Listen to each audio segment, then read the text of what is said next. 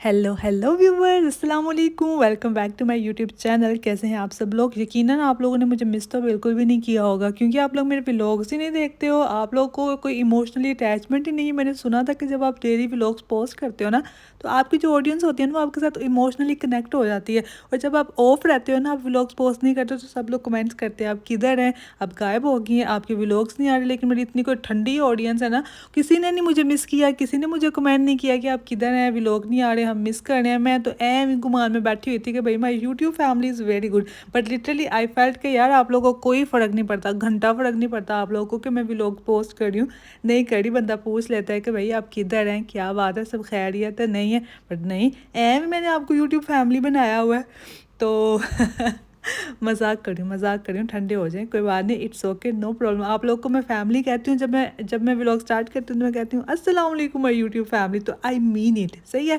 तो बहुत दिन से मैं व्लॉग नहीं बना रही थी, रिकॉर्डिंग नहीं कर रही थी, वॉइस ओवर्स नहीं कर रही थी, एडिटिंग नहीं कर रही थी। तो आई वॉज लाइक के यार बहुत दिन हो गए, I was missing you guys, I wanted to talk with all of you. तो मैंने कहा चलो भाई, जो भी मेरे पास पुराना डाटा पड़ा हुआ है, पूरे रमज़ान की रेसिपीज़ जो मैंने रिकॉर्ड की हुई है ना, आज वही व्लॉग जो है ना वो मैं एडिट करती हूँ और उसके ऊपर नई वॉइस ओवर करके पोस्ट कर देती हूँ, और इसी तरह से अपना दिल बहला लेती हूँ। हाँ जी, तो आप लोग बताएं कैसी गुजरी है लाइफ, क्या चल रहा है ज़िंदगी में। अप्स एंड डाउन्स तो आते रहते हैं, लेकिन हमेशा जब भी मैं व्लॉग स्टार्ट करती हूँ तो मैं कहती हूँ कैसे आप सब लोग, उम्मीद करती हूँ कि आप सब लोग ठीक होंगे। तो वो मेरी उम्मीद ही होती है। मुझे पता है सब लोग ठीक नहीं होते हैं, ओके 70% लोग में भी ठीक होते हैं, बट जो 30% होते हैं ना, उन लोगों की लाइफ में कोई ना कोई क्लेश चल ही रहा होता है। क्योंकि हर किसी की लाइफ परफेक्ट नहीं होती है। नहीं तो मुहावरतन हम लोग बोल देते हैं कि उम्मीद करती हूँ आप सब लोग ठीक ठाक होंगे, खुश होंगे, लाइफ को एंजॉय कर रहे होंगे, लेकिन घंटा एंजॉय कर रहे होते हैं। सब लोग एंजॉय नहीं कर रहे होते हैं। बहुत सारे लोगों की लाइफ डिस्टर्ब हुई पड़ी होती है, लेकिन चलिए अल्लाह से दुआ है कि सब लोग की लाइफ में जो भी अप्स एंड डाउन्स चल रहे हैं, अल्लाह ताला सबकी मुश्किलात दूर कर दें और आप लोग की लाइफ भी हैपनिंग और कूल हो जाए। लेकिन ऐसा नहीं होता है, हमेशा ऐसा नहीं होता, कुछ ना कुछ रह ही जाता है। वो कहते हैं हज़ारों ख्वाहिशें ऐसी कि हर ख्वाहिश पे दम निकले, निकले तो बहुत, मगर फिर भी मेरे अरमान कुछ कम निकले। तो जैसे जैसे ज़िंदगी में आप लोग कुछ ना कुछ अचीव करते जाते हो, लाइफ में आगे बढ़ते जाते हो, आपके एम्बिशंस जो होते हैं ना, वो बढ़ते ही जाते हैं, ख्वाहिशात आपकी बढ़ती जाती हैं, काश ये भी हो जाए, वो भी हो जाए, वो भी हो जाए। तो इस तरह से आपको सेटिस्फैक्शन कभी नहीं मिल पाती हो, क्योंकि लेकिन ये एम्बिशियस होना इज़ अ गुड थिंग। क्योंकि अगर आप एम्बिशियस नहीं होंगे ना, तो आप बस रुक जाओगे कहीं पे। आप आगे बढ़ने की अगर आप में वो ख्वाहिश नहीं होगी ना, फिर काम ख़राब है। तो इंसान को एम्बिशियस तो क्या अड़ रही हूँ मैं, बहुत दिन से व्लॉग नहीं बनाया, रिकॉर्डिंग नहीं की, तो मेरे जो है ना वो भूल गई हूँ मैं कि कैसे बात करते हैं। एनी हाउ, जो टॉपिक आज हमारा कुछ भी नहीं है, ऐसी रैंडम बातें करते हैं हम लोग। और अभी मेरे पास बात करने के लिए कोई नहीं था, तो मैंने कहा भाई यूट्यूब फैमिली जब कहती हूँ, तो चलो भाई फैमिली को ही आज दिमाग खाती हूँ, फैमिली का।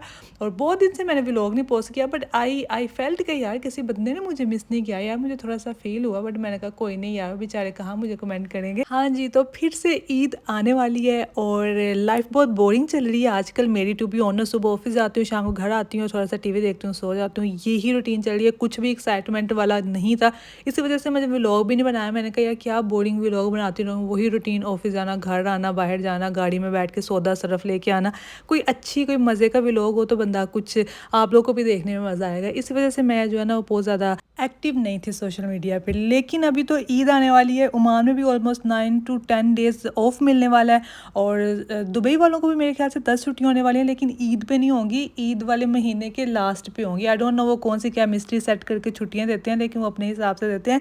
लेकिन चूँकि हम लोग रहते हैं सलाला में और यहाँ पे खरीफ स्टार्ट होने वाले हैं, खरीफ मीन्स के यहाँ पे मानसून का मौसम स्टार्ट होगा, और जैसे ही बारिशें यहाँ पे होती है, यहाँ के जो काले बंजर उदास पहाड़ है वो सरसब्ज ग्रीन हो जाते हैं, और क्या ही खूबसूरत मंजर पेश करते हैं। तो इतनी दूर दूर से सयाह यानी टूरिस्ट यहाँ पे आते हैं, और यहाँ पे अलग ही लेवल की रौनक शौनक होती है, ट्रैफिक ब्लॉक होती है। लेकिन बीइंग का resident in सलाला, I must say, हम लोग को बहुत जो है ना चिड़ चढ़ती है, क्योंकि यहाँ पे नॉर्मल इतना ज़्यादा ट्रैफिक भी नहीं होता, रश भी नहीं होता।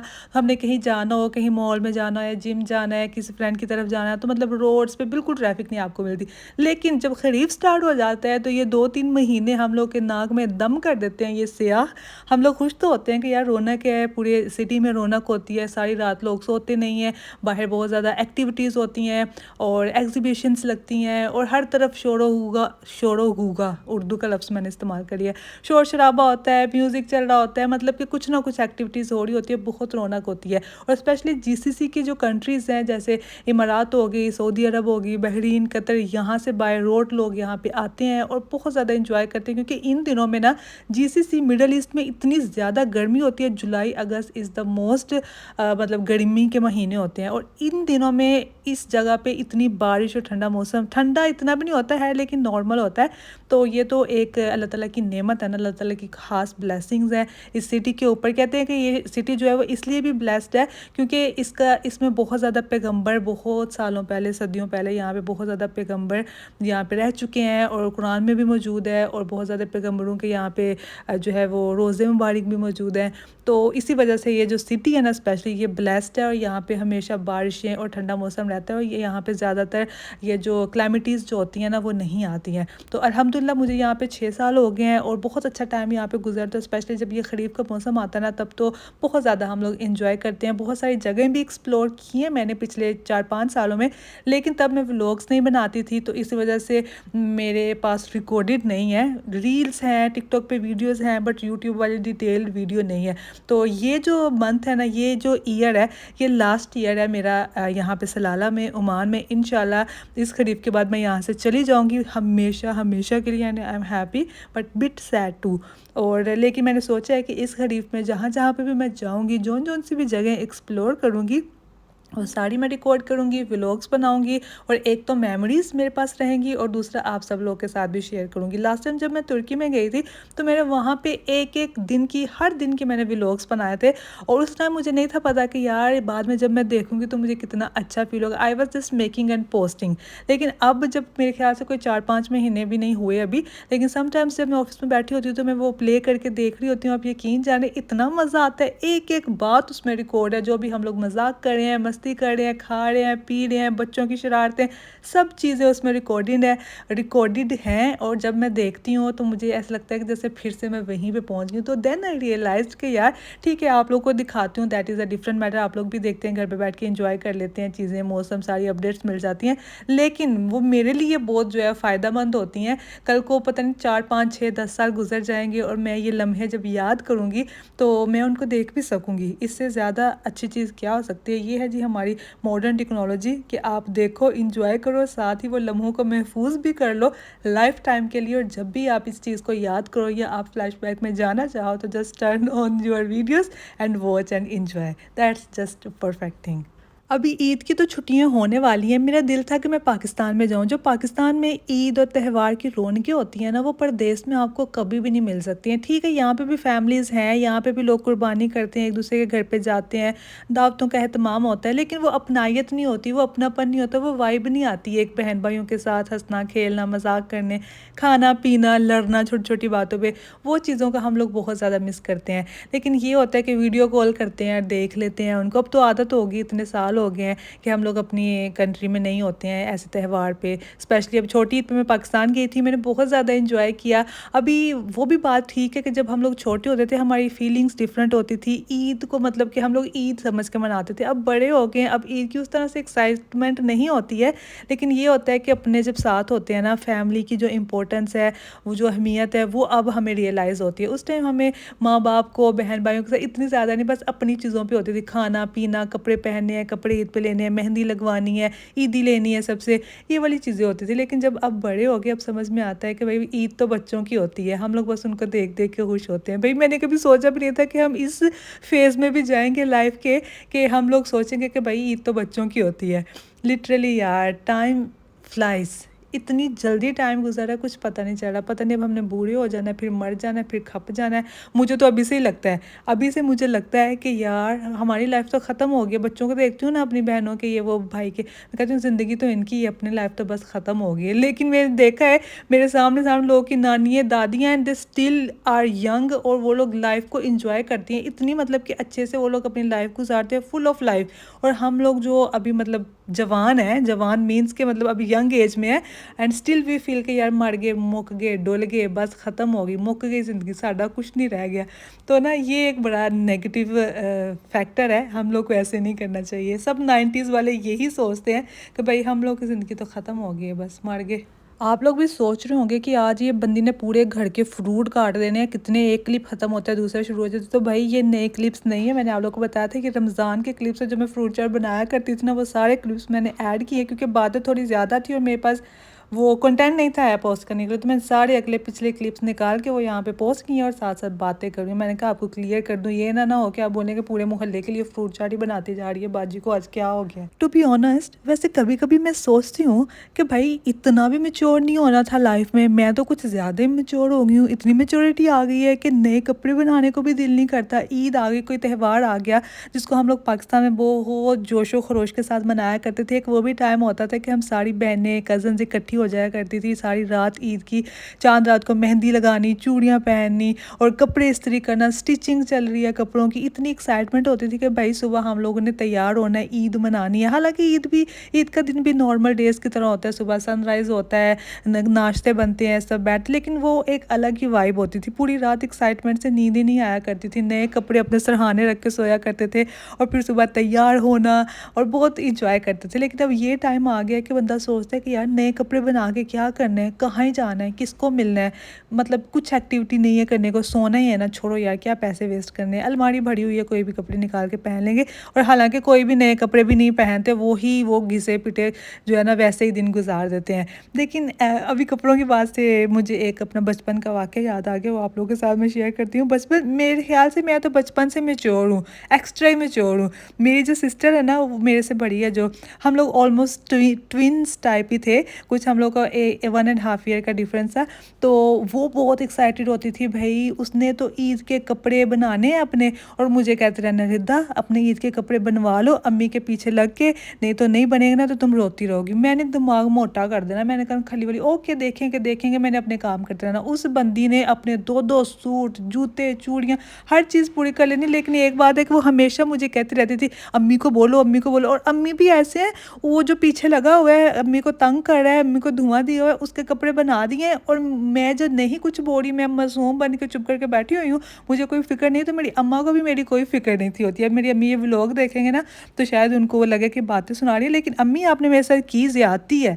तो क्या होता था कि ईद आ गई है जिस सर पे, अब कपड़े पहन लिए मेरी बहन ने और मैं रोने बैठ गई हूँ। जब मैंने उसको देखा कि इसने तो भाई नए कपड़े पहन लिए, मैं रोने बैठी, सारा दिन मेरा रोते हुए गुजरता था। फिर पता क्या होता था, जो पेटियाँ होती हैं ना पाकिस्तान में, एक जिसमें सामान रखते हैं, सर्दियों के कपड़े, गर्मियों के कपड़े, इस तरह हमारे घर भी एक पेटी होती थी बैक वाले पीछे वाले रूम में। तो उसमें से कपड़े निकालने, एक ग्रीन कलर का ड्रेस था मेरा, आप यकीन जाने, आपको हंसी आएगी सुन के, मैं 3 से 4 साल जितनी देर मेरा कद नहीं बढ़ा ना मैं वही कपड़े पहनती रही हूँ। हर ईद पे मेरे साथ यही होता था।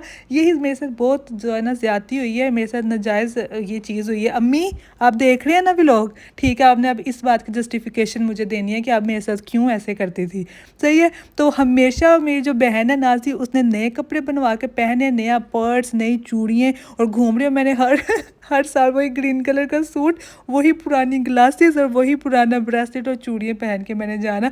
मेरी तो चाची मुझे टॉन्ट करती होती थी कि भाई अच्छा रिदा ये सूट तो पिछले साल नहीं सिपाया, लिटरली यार मुझे बिस्ती नहीं थी फील होती है। अभी मैं सोचती हूँ तो मुझे हंसी भी आती है, शर्म भी आती है, अपनी मासूमियत पे हैरत भी होती है कि बंदा इतना भी मासूम ना हो, सही है। और अब टाइम है, अब मैं अपने ओन पे रहती हूँ, यहाँ पर मैं जो भी चाहूँ कर सकती हूँ। लेकिन अभी भी मेरी वही बचपन वाली आदत है कि मुझे ना कोई दिलचस्पी नहीं है कि भाई कोई ईद के कपड़े बना लूँ, कोई चीज़ कर लूँ।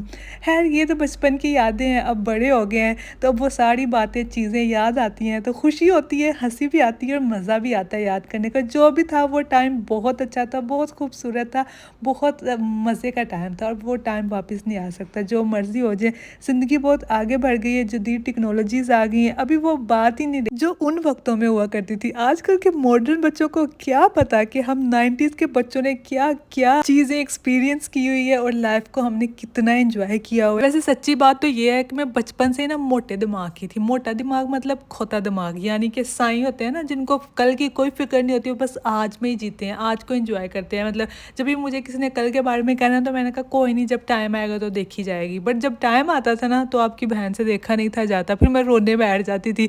और उसके बाद जब मैं, ये तो मेरे बचपन की बातें हैं ना, ज़्यादा बचपन की। फिर उसके बाद जब मैं मतलब कॉलेज लाइफ में, स्कूल लाइफ में, मैट्रिक के बाद थी ना, मैं बड़ी जोली पर्सन होती थी, इतनी मैंने बातें करनी, बहुत फ़न पर्सन थी मैं, सबको हंसाना, खेलते रहना। लेकिन अब जो है ना मैं बदल गई। बदली कब ये नहीं मुझे पता चला, लेकिन अब जब मैं मुड़ के पीछे देखती हूँ ना, तो मैं ढूँढती हूँ उस लड़की को जो कि इतनी चंचल, शौक, बातें करने वाली, फन लविंग और हैपनिंग और कूल सी बंदी थी ना। अब मैं किसी कोने में बैठ के ना बस चुप करके सोचती रहूँगी, देखती रहूँगी। Like I prefer to sit, मतलब लाइट्स बंद करके। मैं लाइट्स नहीं चलाती, मैं जब अपने रूम में होती हूँ ना, घर पे होती हूँ, तो मैं ट्राई करती हूँ कि जितनी कम लाइट, जितना अंधेरा हो ना, वही मुझे अच्छा लगता है, वही मुझे सुकून देता है। मतलब कि कैसे हम लोग की लाइफ बदल जाती है ना, कैसे हम लोग चेंज हो जाते हैं। और यकीन भी नहीं आता कि यार मैं वही बंदी हूँ कि जो मतलब एक मिनट चुप करके नहीं बैठ सकती। मुझे भी ना पैसे दिया करते थे चाचू, ये लो 50 रुपये दूंगा, इतनी देर चुप करके बैठना है। बट आई वॉज लाइक नहीं भाई, मेरे से नहीं हो पाएगा। लेकिन अब परदेश में आ गए हैं, खाना खाने को मिलता नहीं है, घर का खाना खाने को तरस जाते हैं, अम्मी को याद करते हैं, बहनों को याद करते हैं, कोई दोस्त नहीं है, कोई दिल का हाल पूछने वाला नहीं है, कोई दिल का हाल सुनाने वाला नहीं है। कसम से तो मुझे रोना आ रहा है, अपने ऊपर तरस आ रहा है। लेकिन कोई नहीं भाई, मैं बहुत स्ट्रॉन्ग हूँ। जो जितने भी परदेश में लड़कियां रहती हैं, अपनी फैमिली को सपोर्ट करती हैं, अपने आप को सपोर्ट करती है, फाइनेंशियली इंडिपेंडेंट होती हैं ना, उन सब के लिए मेरा यही मैसेज है कि girls, you are doing great, you are very strong, keep doing and keep supporting yourself and your family. और हम परदेसियों से जब पूछा जाता है ना कि भाई आपकी कोई दोस्त है, अब किसके साथ हैं, तो फिर जवाब क्या आता है? यही जवाब आता है, मैं हूँ और मेरे साथ भी मैं हूँ। क्योंकि आपके साथ कोई दूसरा बंदा बंदी हो ही नहीं सकते हैं। आपने खुद ही अपना ख्याल रखना होता है। आपसे ज़्यादा आपके लिए सिंसेयर यहाँ पे कोई हो ही नहीं सकता। मैं तो नहीं मानती, एटलीस्ट। आई डोंट नो आपकी क्या राय है इस बारे में। एनी हाउ जी, अभी मैं थोड़ी इमोशनल हो रही हूँ, थोड़ी टची हो रही हूँ, तो इससे पहले कि मैं अब बहुत ज़्यादा संजीदगी से बातें करना शुरू कर दूँ, आज के व्लॉग इधर ही ख़त्म कर देते हैं। बातें काफ़ी ज़्यादा हो गई, 15 मिनट मैंने आप लोग का दिमाग खा दिया। I am so sorry guys, मैंने आप लोग का टाइम अगर वेस्ट किया है तो। लेकिन अगर आपको मेरी बातें अच्छी लगी हैं तो इट्स अ गुड थिंग कि आप लोग का भी टाइम अच्छा गुजर गया। तो मिलते हैं जी नेक्स्ट व्लॉग में, कोई प्रोडक्टिव यस, कोई प्रोडक्टिव एक्टिविटी, प्रोडक्टिव गलत बोल दिया मैंने, पता नहीं क्या। कोई अच्छा व्लॉग लेके आऊँगी जिसमें कोई प्रोडक्टिव बात होगी और आपको देख के अच्छा लगेगा, मज़ा आएगा, कोई फ़न होगा, कोई मतलब आज का व्लॉग तो बस ऐसे ही, बस पुरानी अगली पिछली बातें कर दी। अपना बहुत सारा ख्याल रखिएगा, दुआ में याद रखिएगा, कमेंट करके बताइएगा व्लॉग कैसा लगा। अल्लाह हाफिज़, बाय बाय।